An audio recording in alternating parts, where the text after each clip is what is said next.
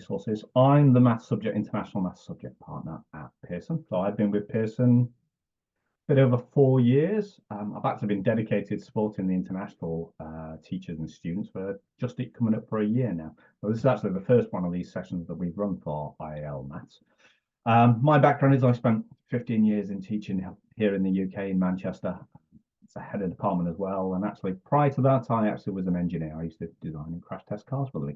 So I've always liked teaching mechanics. Although having said that, it became quickly evident when I was in engineering, a good grasp of statistics is massively underrated. So this session today, we're going to be looking at those exam insights. Where are students losing those easy marks?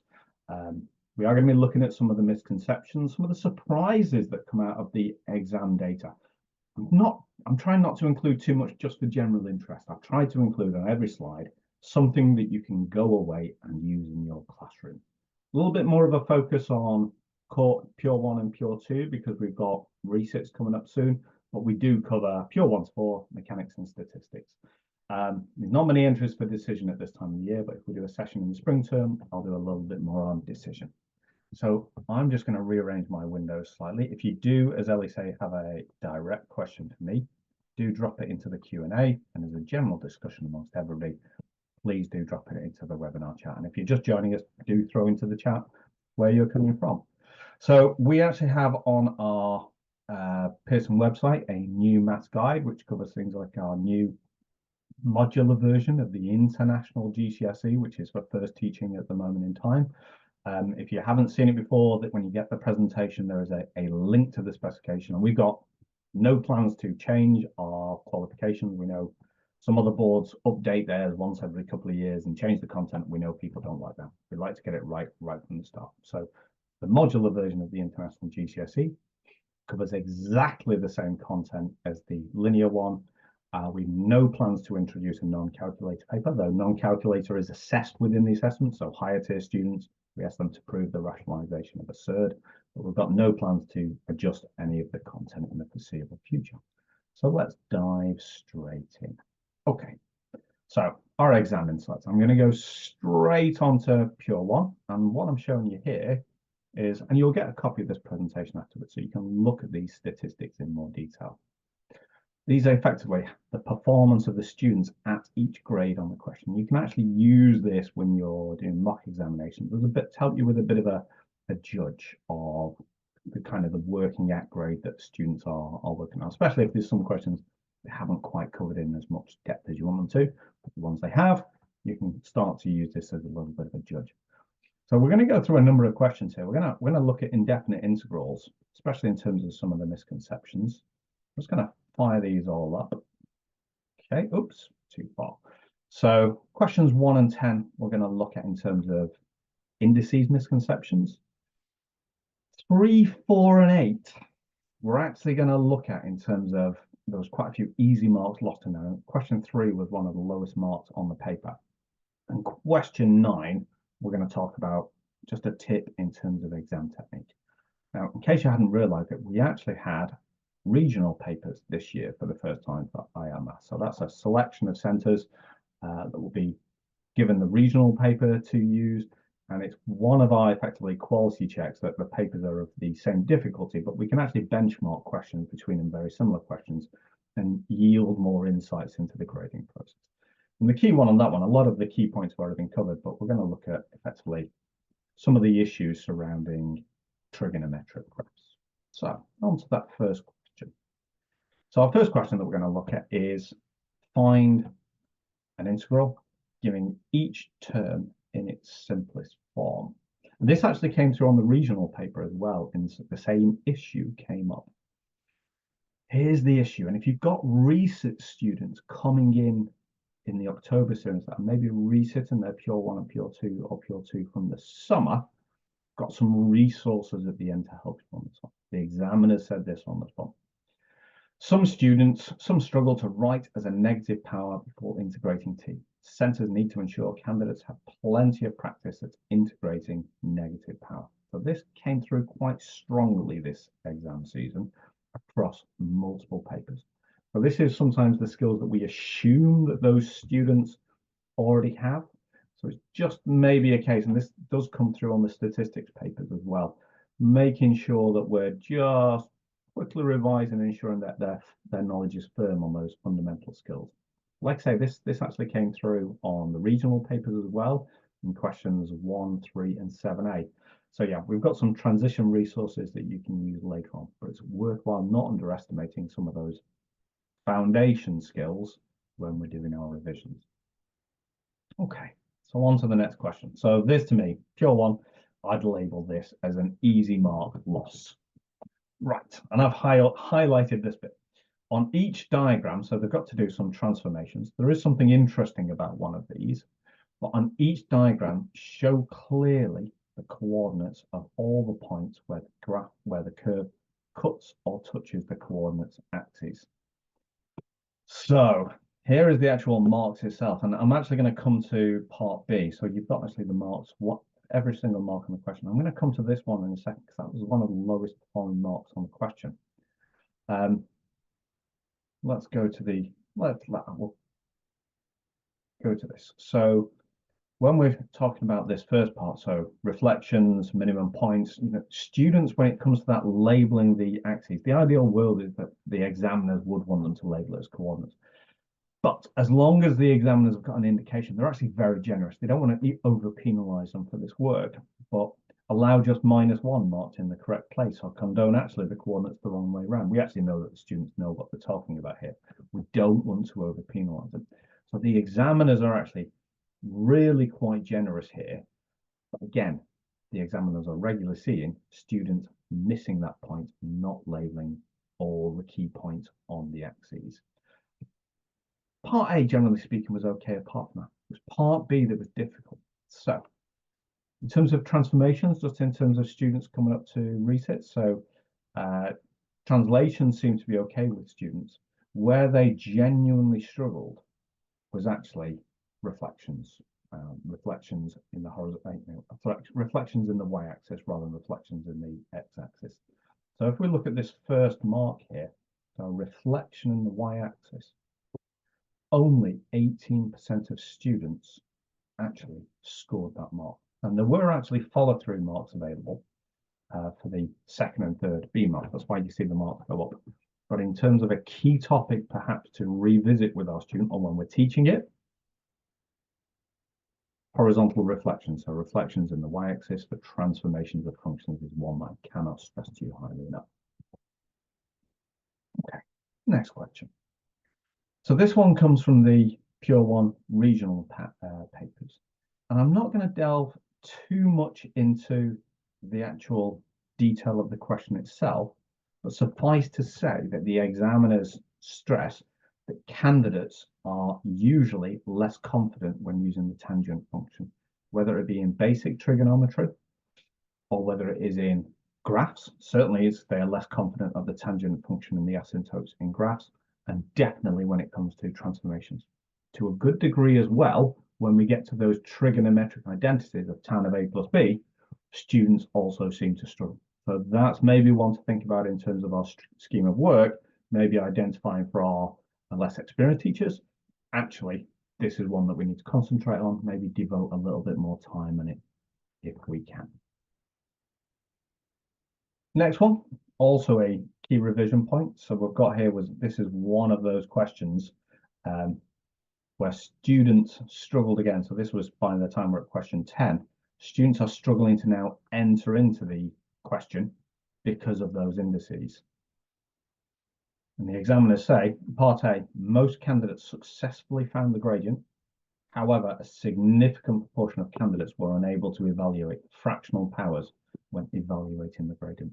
So it's that, again, that fundamental skill, but is then a barrier of entry into the rest of the question. Looking at question 4, okay, there is a common theme with some of these. I am going to talk about the different levels of proof that we have. So we have in maths, we have effectively verify that, show that, and prove that. And I'm going to talk about the differences of those in a little while. And this, what I'm about to show you here, was equally true on the regional papers, and it came through actually on the other pure papers as well, when this was done. So at this point here, show that k squared plus 26k plus 169 equals 0. The examiners say a small number missed the equals 0 in their final line. So they've done all the hard work at this point, but they're actually losing that final mark for absolutely no valid reason. And it comes through quite strongly across the papers that not a significant proportion, but enough students are actually missing this step out in a show that. So we've got to arrive at the exact form that is asked for in the question as our final line as part of a show that. So please stress that to your students. If we actually go on and look at question 8, so show that the x coordinates of the point of intersection C1 and C2 satisfy the equation x to the power of 4 minus 4x squared plus 8 equals 0. And the examiner actually said in this one, it was a common mistake, included forgetting the equals 0. So please do stress that to your students that it's the exact, not so much the equals 0 that we're after, but the exact form that is stated in the question is the one that must be arrived at in their final line when we're on show that question. I will come back to proof several times during this presentation. Okay, let's have a look at the Pure 2 and the Pure 2 regional papers. We only did regional papers this year for Pure 1 and Pure 2. Please do throw any comments into the chat as we're going along. So average performance on these papers was very similar and in line with previous years. There was no surprise in terms of the overall performance of the papers. What I have seen that's slightly different to last year, and maybe it was just some of the tail end of COVID disruption, what I saw last year was some questions that were in some ways quite basic questions that students found unexpectedly hard. Maybe their revision hadn't been quite tuned up. I'm not seeing that so much this year when I'm looking across the statistics, and I do spend a lot of time looking at the statistics of here. This year, rather than just topics, with the aside of that indices and surds for our week candidates, I'm not seeing whole topics that students struggle with this year and were a barrier to questions. So we're going to talk about questions 4 and 5 in terms of exam technique on proof a little bit. And we're also going to talk about exam technique on this question 7. And what I'm going to talk to you about doesn't necessarily apply just to that question. So in terms of the R paper, again, it was laws of logarithms. And this was actually a verify that question, and it was though actually relatively straightforward in what we were asking students to do, but it was actually one of the lowest marking questions that are, it actually contained one of the lowest marks on the actual paper, and I'll show you the detail of that. Okay. So, question 4, k is a constant, state the remainder when f of x is divided by x minus 2, given that it's a factor, show that k equals 11, and then hence fully factorize and find the real number of solutions of the equation, giving a reason for your answer. So the examiner said the majority of candidates were able to gain at least 6 marks on this question, but there were many who did not know how to justify the number of roots at the end. Okay, so here we have that statistic, and when we get down to those final marks, giving the reason for our answer, you can see we've actually got a real drop-off in the exam form. So 25% of students overall scored that mark, and even only 3/4 of the A-star candidates scored that mark. And then suddenly we get this real drop-off. So it's this mark here. So we're looking at part C. So we've got to do some work, attempts to find the number of roots of their x squared plus x plus 1, states that x squared plus x plus 1 has no roots with a reason, and then concludes that it only has one root at x equals a half. So what we're after here, the level we're after here, is a calculation of the discriminant and a conclusion that this means, so they're going to show that the discriminant is negative, means that the quadratic has no real roots. Therefore, there is only one real root for f of x equals 0. But what we're seeing that we really need students to improve on, they're not difficult skills, it's more practice and exam technique, is short, brief conclusions. I mean, just a couple of words, a minimum statement is what the students are missing out on that's costing them the mark, when at this point they've actually done all the hard work. They can do the math, they know to check the discriminant, they know the significance of the discriminant being equal 0. They just need a bit more support from you on writing those conclusions. And then going on to the next one. Now, proof is, this is proof, and it contains one of the lowest scoring sections on the paper. So I have in here, given that X and Y are positive numbers such that this, prove that Y is greater than X, and using a counterexample, I would like you, it gives me a chance to have a sip of a cup of tea. I would like you to write into the chat A or B as to which part the students did worst on. Did they do worse on A or did they do worse on B? A, okay. Do you want to start?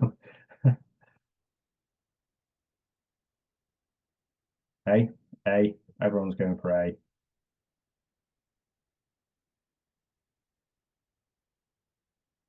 Okay, I've just seen Fuzine's comment. Let me just go back to about more clarification about the non-calculated part that you mentioned at the start. So I'm going to say we're aware that another examining board has, for their international GCSEs, has introduced a non-calculated paper. We have no plans to introduce a non-calculated paper.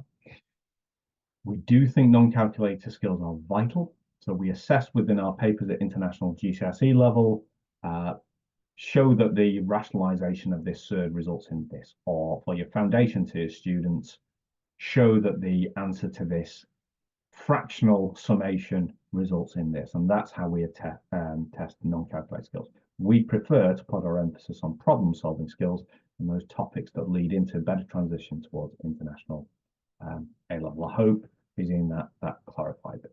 Okay, so everyone's saying A. Here's the statistics. Okay, so the last mark in A was actually only 2% of students scored that mark. Okay, I'm going to fire up the mark scheme. So it was that concluding statement again. So they've done all the hard work, but it's how they conclude it that they're losing the marks. I'm going to show you where you can get some questions. It was actually part B. So only 3% of students found a suitable counterexample, and only 2% of all students actually said that there was an inconsistency with that counterexample. Make sure it doesn't work. So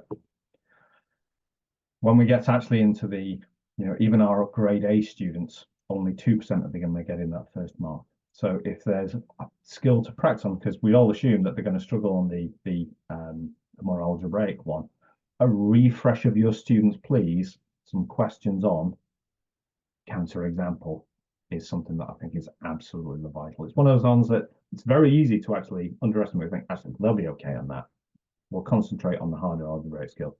Actually, it turns out that they do need just that little bit more support on that than we'd first envisaged. Interesting one, isn't it? I find looking through these statistics, it's hard work, but it is fascinating. And at least now I get the chance to look at them in a way I didn't get a chance to look at them holistically, pulling the themes together that I didn't get the chance to do as a head of maths. I've now got the chance to pull this together and actually present it to people around the world so they can help their student practice. Okay, just to go back to that final mark on part A, those conclusions, you can see the examples of them in the mark scheme, and we only ask for a minimum conclusion. I think students just need a bit more practice at those, because generally speaking here, even our grade B students for that part A, 62% of them are getting the first mark, and a quarter of them are getting the second mark. Okay, easy wins. So we've got a circle question. First of all, they're asked to find the coordinates of the center and the radius. And then part B, you must show detailed reasoning. The circle C2 has this equation. Prove that circles C1 and C2 neither touch nor intersect. And that's actually where the examiners flagged. Students made life exceedingly difficult for themselves. So the examiners say a sketch would have been useful in this part, as those that sketch the circles were often able to see the much simpler approach to this part of the question of using the distances between the centers. So some try to solve them simultaneously and then produce effectively a quadratic, which then actually has a discriminant of less than 0, showing that there is no solutions to that principle of this two circles and selected. Perfectly valid method. If we actually draw a sketch and actually put the two circles on with a rough idea of their radiuses in relation to each other and their centers, that students tend to go down the path of, oh, actually, I can use Pythagoras to measure the distance between the centers. I know the two radiuses, and I can show that way that the summation of the two radiuses is less than the distance between the centers, and therefore these circles do not intersect. It's actually a much easier one algebraically. Generally, the examiners say on these questions, such as this, or vectors, a quick sketch, even 3D vectors, the examiners say they find students avoiding sketching for 3D. It's difficult, it's impossible. But even just a quick sketch of orientation of lines can help students frame it better in their minds. Hopefully, I've told you some things that have been useful so far, so let's keep going. Okay, so we're on to logs. Verify that t equals 4 is a solution of the above equation. So we're on verify, so we've got verify that, show that, prove that.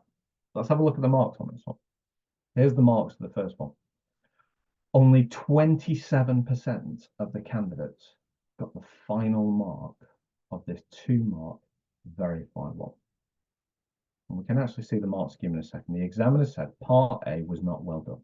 To verify that a value is a solution of an equation involves substituting it into the equation and demonstrating that it satisfies the equation. So for example, verifying that t equals 4 is a solution of this, we're substituting t plus 4 into effectively the equation.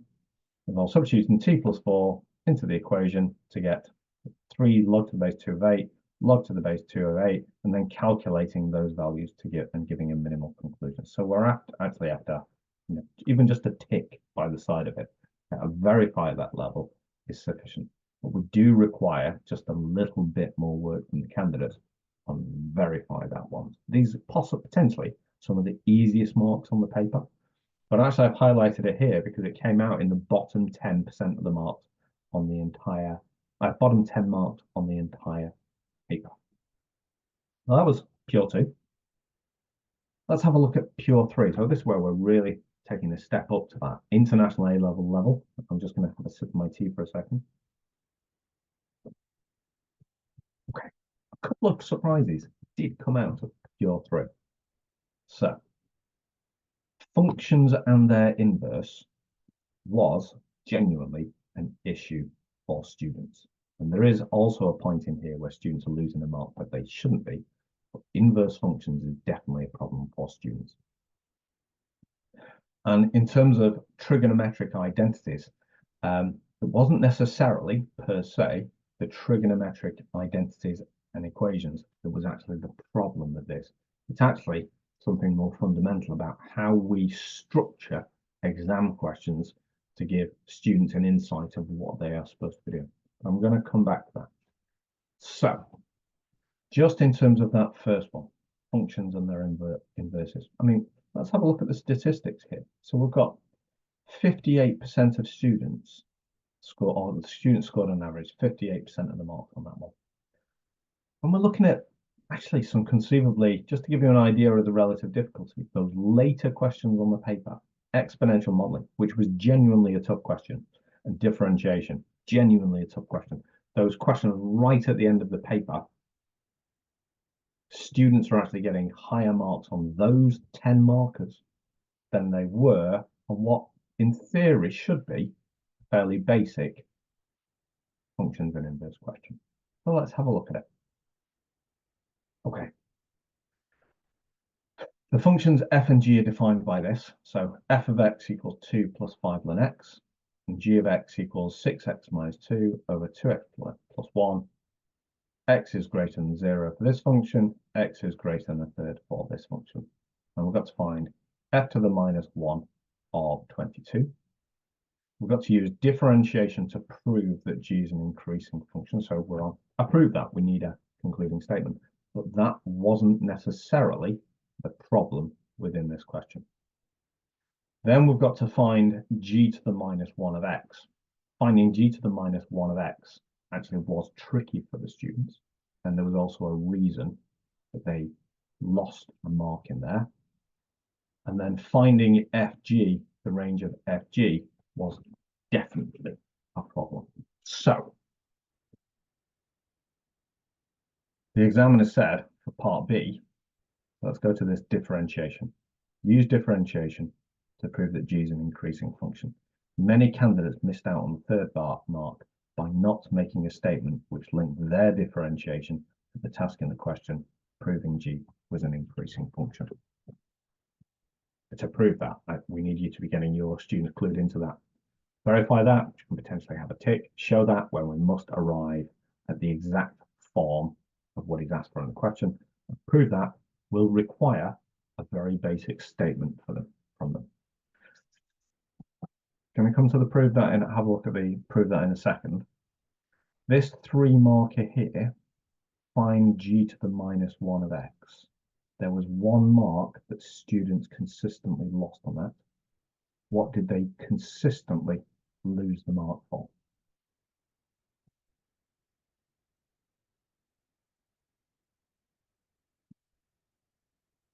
Yeah, Ho's already put it in the chat. Domain, absolutely.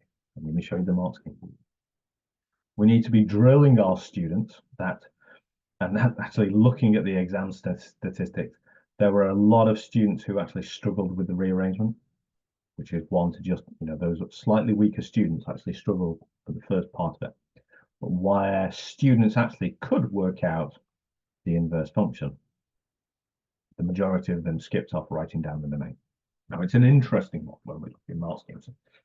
My advice would be that if students are ever writing down a function, they should be writing down the domain with it. We will sometimes see in mark schemes it's condoned if a student doesn't write the domain. Sometimes we don't want to over penalize students. It might be due to the number of marks on the paper, the allocation of marks, keeping the balance of the easy, the medium, and the difficult marks, that actually would rather allocate. We know students find actually working out the domain difficult. We actually want to have a difficult mark elsewhere, so you may see it not included in some mark schemes. But as a general rule, students should be writing down the domain when they're working out, for instance, an inverse function, because there is a good chance they could be penalized if they do not know it or do not write it down. Please stress that to your students. Just to go back to that part B. So we've got effectively G of X, we've done G dash of X. The students could use the quotient rule or write this as 2x plus 1 to the -1 and use the product rule and chain rule. More complicated, but gets to the same answer. All valid methods will be awarded marks. So I get asked questions, can students who are studying further maths use this further maths technique? Often in mechanics, can they use an energy technique in mechanics 1? Absolutely. Any valid solution method will be awarded credit. What you see in the examination mark schemes is the most common solution methods that students are providing to the examiners. So if there's something that is not in there, it doesn't mean it's not allowed. If it's a valid solution method, it will be allowed. We only include in there the most common solution method. So I know there's a lot of schools around the world teach the DI method for integration by parts. I think it's a nice method as long as students have got that understanding of why integration by parts is working. In fact, it was actually what I think the first question on P3 or P4 was an integration by parts. That's not coming up often enough to warrant inclusion in the mark schemes. If it does start to take off around the world, the DI method, then it would be valid. Equally, we see things like I think it's called the shoelace method for working out area of polygon. Perfectly acceptable according to the examiners. I will say this on integration by parts. What threw students on the integration by parts, it was in the Pure 3 exam this year, was that they had to apply limits. Often they're exposed to questions in class on integration by parts where they're not asked to apply limits. And actually, a lot of students struggle to apply limits to integration by parts. So please just refresh that with your students.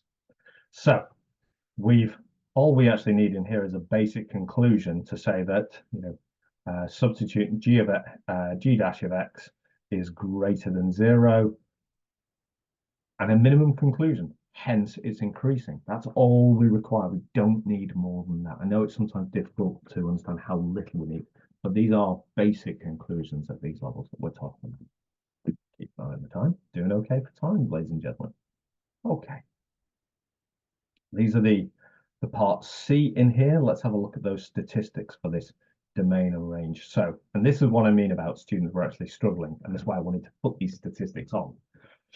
Part C, here we go, and I've only included part, sorry, it was the last mark on part C, showing actually the domain on here.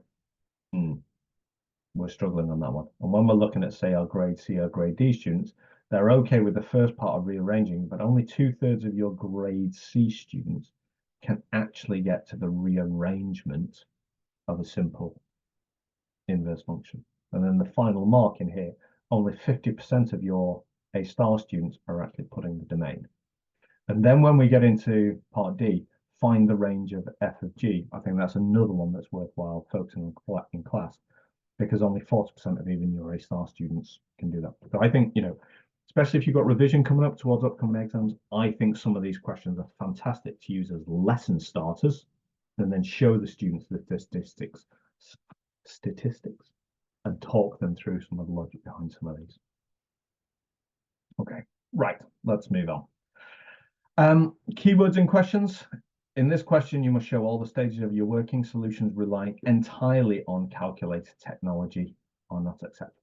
Students need to be showing their working in here. There was something interesting that else that went on in this question.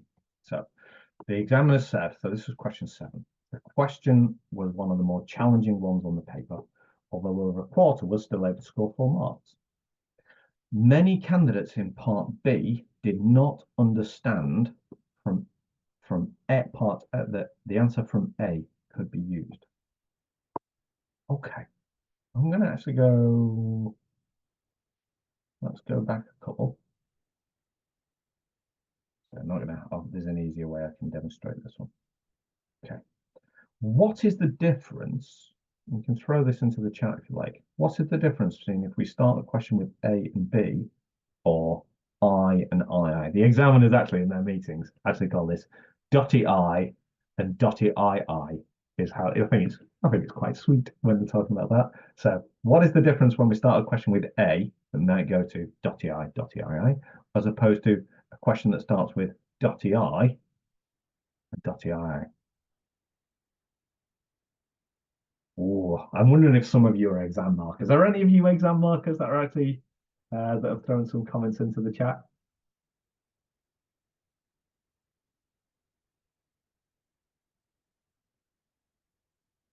Writing one. I just went to some of that. Okay. Was that Yanni? How was that Joe? Was that Joe? He's one of our international trainers. Joe's great. He does a lot of our international trainers. So here we go. ABC or dotty I, dotty I, dotty I. So here's an example of ABC. So A, B, C. The parts here are related. The intention is for students to realize that when we have a part A and a part B, that they're using some of the information from part A, and we actually say it here, hence or otherwise, that those are connected. Generally speaking, in parts dotty I and dotty II, they are unconnected to each other, but they would be connected to the main part of the question. And this is true, for instance, this one. So question 3 in one of our examinations this year was I, the variables are connected because it's a dotty I. The students we're generally working about that topic of log. We don't tend to mash 2 different topics together. We want the students to realize that it's actually a different area of logs, and they're not supposed to be using part A or part I in part dotty II. It's a one to talk about with your students. So just to go back to that question here, we've got parts A and B, and the clue in here was the A and the B, and also the hence or otherwise clues them in. Many candidates did not understand that the answer from A could be used. So please do reinforce it to our students. I think it's sometimes just glossed over. Moving on to Pure 4. We're going to be talking about question 2 in terms of exam techniques on vectors. Question 3, we're talking about a misconception, but not necessarily the one you think. And then we're going to be talking about proof techniques again. So something that came up last year in the exam feedback, and actually I can do this one fairly quickly, came up again this year, and even the examiner said it had been mentioned before. It's been mentioned in previous examiners' reports that the use of a diagram would aid candidates' understanding of a question, and this was such a case. So when we're doing vectors, and I know students tend to resist, okay, especially when we're talking about this last part here, find OC is perpendicular to BC. Yeah, give them that confidence when you're doing your teaching your examples. Please, sketch these things out and say, look, we are trying to visualize something that's in 3D, but we can still put on two lines that are perpendicular to each other. And maybe it's a closest point to a line, as a point moves along a line, it's closest, a point moving along a line, it's closest distance to a point. Just a quick diagram helps visualize that and can help contextualize it and can allow students the way into that question, just like on the Pure 2, where we had to prove that two circles didn't intersect. So that is their guidance. They've asked me to reinforce that to you. Okay. Curve C. So this is implicit differentiation, one of my favorite topics to teach. Curve C is defined by the equation 8x cubed minus 3x squared plus 2xy equals 9. Find the equation of a normal C at the point 2,5, giving your answer in the form ax plus by plus c equals 0, where a, b, and c are integers. Note, some students are still in these questions, even though it prescribes the form of the answer, not giving their answer in that form. They're giving it in the y equals mx plus c form and losing an obvious mark. I will say this. If a student has written it in the form of ax plus by plus c equals 0, and then gone on to rearrange it as y equals mx plus c, generally speaking, the examiners would ignore subsequent working rule, not penalize them for going further. But in terms of differentiating this, what was the standout mistake that the examiners saw, ladies and gentlemen? I'm going to give you a chance to throw something into the chat.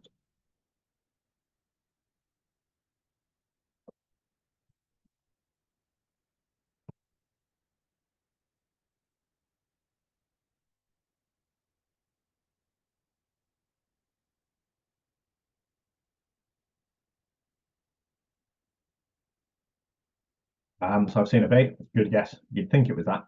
And students do have difficulty differentiating that. But it wasn't what they alarmed the examiners. And this is a case of where the students get so wrapped up in the detail of the harder topics, they forget to do something basic. What came up often enough for the examiners to pass comment was a failure to differentiate the 9. Yeah, Aisha just put it in as I said it. Sorry, Aisha, if I was saying it while you were typing. Failure to differentiate the 9. And we do classically see this at all levels, that when the students are accessing those, attempting those harder topics, sometimes they just forget the basic stuff. If we'd have asked them to differentiate 3x plus 2, they'd have been able to do it. Differentiate something using implicit differentiation, worthwhile just reminding them of that. Actually, some of the basic stuff still applies. I love implicit differentiation. I genuinely a topic that I really enjoy teaching in school, especially when we can differentiate the equation of a circle in implicit form. Fantastic. Okay. So, interesting question here. So we've got a binomial expansion. So show that the binomial expansion for f of x in ascending powers, where a and b are constants, to be found. Use proof by contradiction to prove that the equation does not intersect with the equation where a and b are constants found in part A. Solutions relying on calculated technology are not likely. The examiner did say the modal score here was 5 out of 8 marks. Part B was very discriminating at the very highest grades. So most candidates could score only the first mark for setting up the contradiction. I'm just going to stress that when I show you the mark scheme in a second. Okay. So here's actually the result statistic. So we're actually getting binomial expansion. Let's face it, this is tough stuff. This is good level of mathematics. Even our grade C, D, and E students are getting quite reliable good marks. So even our and that's I think it's really uplifting. And when we see and highlight to people that actually even the students who struggle a little bit with maths, they can actually still do some quite challenging things here. So let's find the end of A. So here's the end of A here. Even 54% of grade E students could get to the final marks of A and B. And I think we should celebrate. That is down to their teachers. That is down to you doing really fine work with them. So, hats off to you. But let's have a look at part B. So we're doing proof by contradiction. I think I've got the mark scheme in here. And it's this first statement that actually a lot of students are actually missing up, using proof by contradiction to prove that the curve with the equation. Okay, so part B, very discriminative, like we said. They need to set up the contradiction hypothesis using the result in A and setting it equal to the quadratic equation. There must be some words, is what the examiners say. So here, some words in here, assume that they meet. Nothing more complicated than that. And then an argument at the end. So once we get below kind of your grade C students, this is where your grade D and E students are actually struggling with that. But actually, even going a little bit further with that, the M2, so students are actually doing that, but then I think they're just running out of steam and thinking, I can't gain marks on this, it's proof. I'm struggling at proof.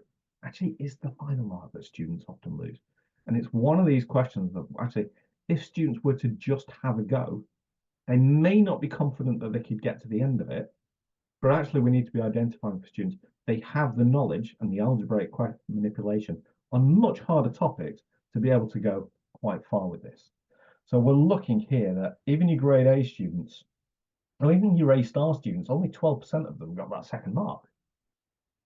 And actually what we're doing in here, in terms of the method mark, is actually not technically challenging. We need to encourage our students to actually just have a go at these questions, because I can show you harder questions that students do better on. Okay, on to mechanics.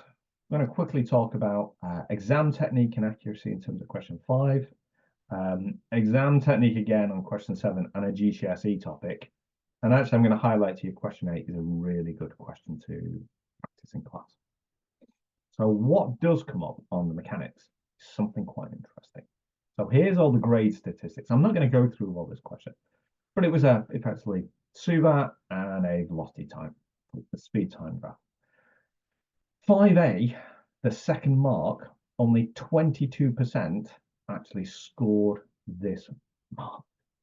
So have I got the mark scheme on here? Here we go. Okay. S equals a half 9.8 times by 5 squared. We're doing a bit of SUVAT. 99% of your A star students got the first mark and 40% of them got the second mark. What is causing people to not get the final mark here?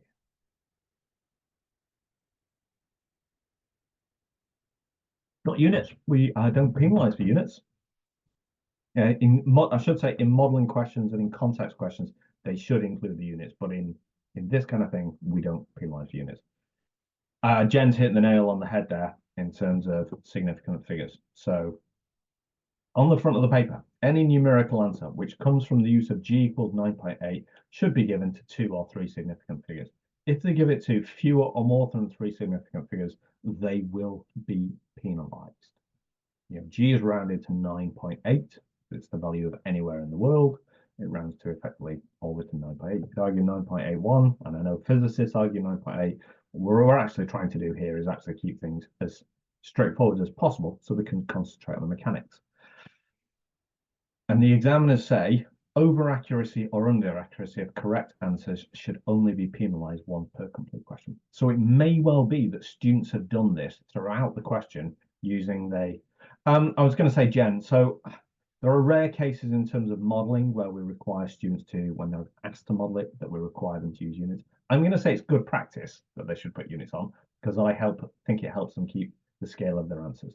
I'm definitely going to say statistics. When they're asked to put something in context, they really need to name the variable. So there's a question coming up on the test statistic. We need to be naming the variable and the units that it's measured in there. So I'm going to row back on slightly what I say, but it is good practice to put it in. But it's not something we generally penalise for, unless what they've done is so weird we can't even tell what scale the answer is on. They're only penalised on this once per question, so it may be that they've made the same mistake all the way through. Yeah, so on the front of the paper, and I'm going to show you on the statistics cuisine 3SF, it's not something we tend to over penalise on exams. It tends to come up in mechanics and statistics, but it's not something that the examiners want to over penalise on, apart from the mechanics for 9.8 and statistics, but I'll come to that in a second. But you've only penalised on it once a question, and that's why you see this first mark here as an absolute car crash. Okay. Vectors question, and something interesting that came up on this. So find the boat is modeled. So if it's velocity this on a bearing, find in terms of I and J. And just a note, they can work in terms of column vectors within their questions. That is fine as long as they give their answer in the required form, which here is in I and J. And they did say this year, compared to previous years, pleasingly, very few answers were left in the form of column vector. I'm going to show you the mark scheme here, or the results. I want to look at part A briefly. Part A wasn't too bad, but it was part E. And what was holding students back, in my opinion, find the distance between the boat when the bearing of B from A is 225 degrees. Students didn't know bearings.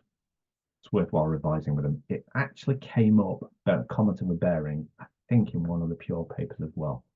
Please just refresh knowledge of bearings, how we measure it. I also think they get confused of the bearing of B from A. They get confused which way around they are. Again, drawing a quick diagram, putting on the bearing B, A in the right place, I think is absolutely crucial to success. But please just a quick refresh, people, of bearings. Like I say, I'm trying to give you on every single slide something that you can do something with. I'd love to know at the end whether you think I've achieved that or not. Okay, there's the mark scheme. But yeah, bearings is my point on this one. Okay, object on a slope.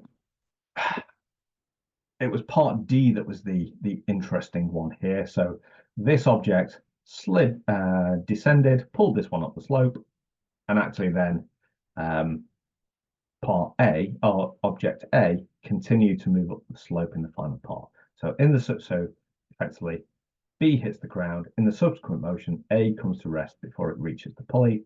Finding in terms of H the total distance traveled by A from when it was released from rest to when it first comes to rest again. It is challenging. I'm not going to pretend this isn't a challenging question, but I do think that this is a very good question to practice with your students in class, because very few students realize that a different acceleration was actually needed. Many just assumed it was G for some reason. And I think there's a wider point in here of an object being projected up a slope and then coming back down again. A lot of students on the way up will work out a deceleration. And actually then, so you could ask them the time taken to come back to its original point. A lot of students will just assume it's the same acceleration on the way down. And actually, if you think about it, friction opposes the direction of motion. So as it's moving up the slope, friction and the component of gravity are working together to slow it down.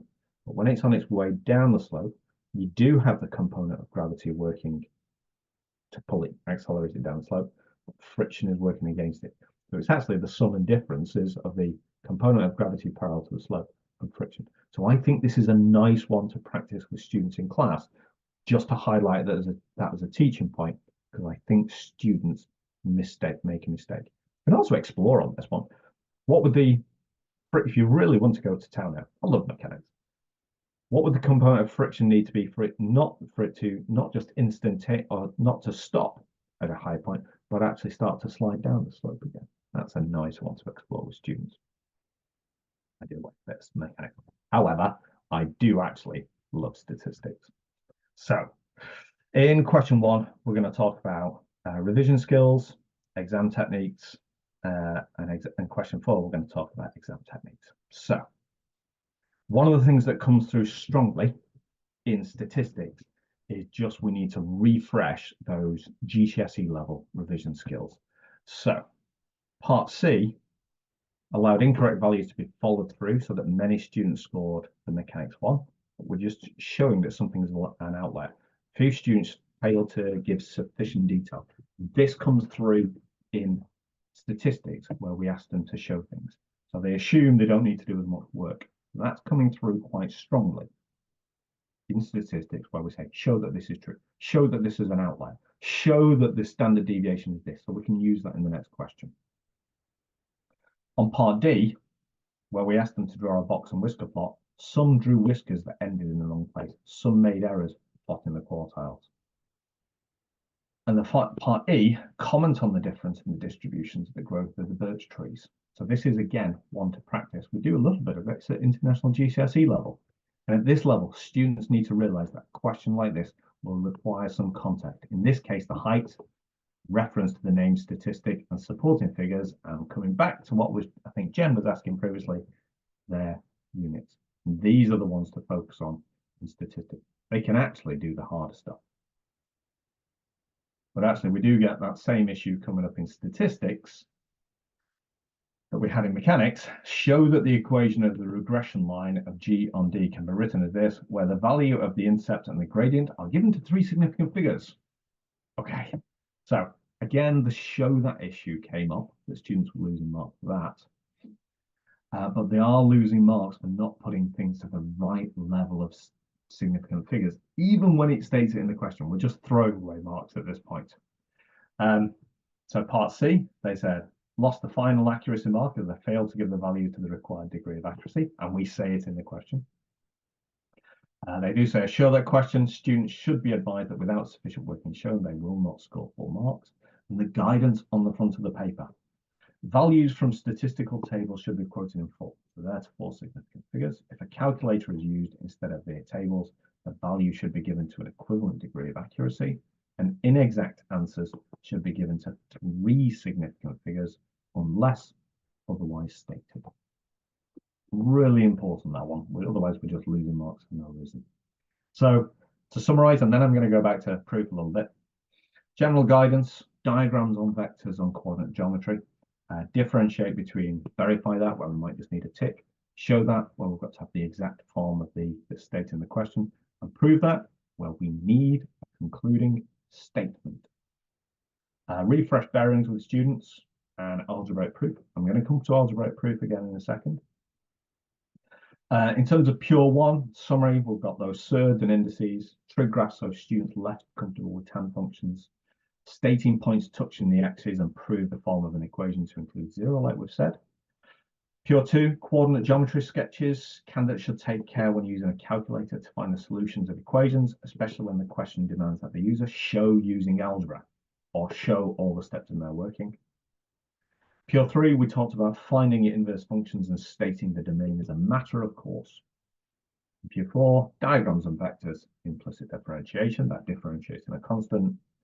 Mechanics using the required level of accuracy, statistics, and it came through from last year, so I'm going to say it again this year. Revise international GCSE topics such as histograms and box plots and using the required accuracy.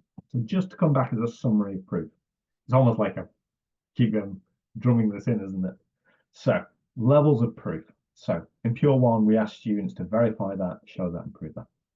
In pure 2 is where we introduce proof by exhaustion and disproof by counterexample. And actually, if you think back to that question that we had earlier, it was the disproof by find a counterexample. That was the one students did really badly on, but they were fine on the algebraic proof. And it's also come through, there's a question last summer, I think it was a pure 2, proof by exhaustion. There was only 4 combinations they had to test, but students did an algebraic proof better than a very, very basic proof by exhaustion. Pure 3, we don't introduce any new techniques, but just to remind you, that's where we do show that with equivalent symbols and trigonometric identities. Pure 4 is where we introduce proof by contradiction. Now, just an interesting one in terms of statistics. So this is that question here. And we saw how badly students did on counterexample. I've got another question for you here. Okay, I'm going to pop that proof on the right-hand side. I'm going to show you quite a significant trigonometric question. Okay, there's a lot going on. Students had a lot of work to do. On algebraic proof, on average students scored 22% of the mark. On something that we could argue is far more technical, students were scoring 45% of the mark. So my point to you is I think students are actually just need more practice. We know they can do harder stuff. And I think just investing a little bit more practice is going to pay dividends. So where do we get that practice from? Everyone needs to be on Exam Wizard. And if you haven't got an Exam Wizard, log in, go to your exams officer. They will sort them out. You can filter pure 1 to 4. You can filter for proof. There's actually 30 questions on there at the moment on proof. We can select questions. And if you actually want more proof questions, we can actually switch on Exam Wizard to the UK specification. Where actually the level of proof assessed there is pretty much the same. So you can actually switch to other questions on proof and use the UK ones. It's fantastic.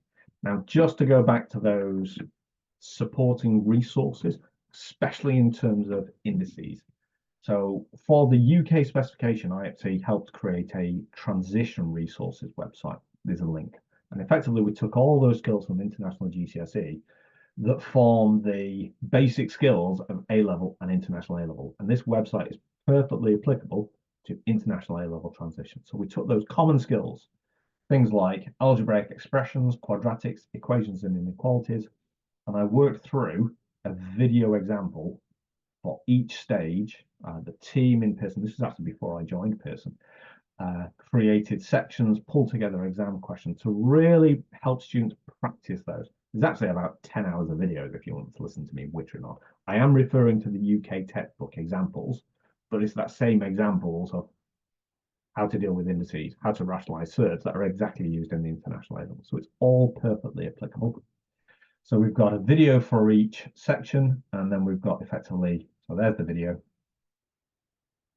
Then we've got a worksheet with examples and then questions just for those basic skills. You can use them in year 11 with students. You can use them as summer work, or you can use them as intervention work in years 12 and year 13. And finally, to say I'm nicely running to time today. Upcoming training. So we actually have the same insight session that I've done here for the International GCSE next week. We're running that at a couple of different times for effectively the home papers, and then again for the regional papers. So I'm actually running 2 different sessions. I'll be spending a lot of time focusing on tiering guidance to give a bit of a guide for teachers.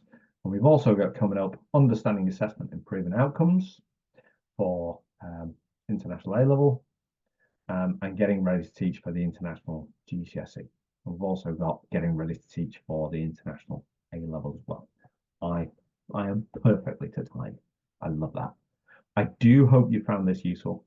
Please do feel free. I'm just seeing a comment from Desmond. You're going to get the copy of this presentation with all these links in for you. There's a link here if you want to follow me on LinkedIn to keep an update of everything that's going on in terms of releases. I hope it's been useful. Please do give us your honest opinion. We'll get a feedback sheet. Any feedback from the exams this summer, any comments, I would love to know what they are. I hope you think I've met the aims of giving you something useful in every slide. Please tell me if I don't, or if there's something you think I've missed. And I hope to see you all soon. I hope that's been useful.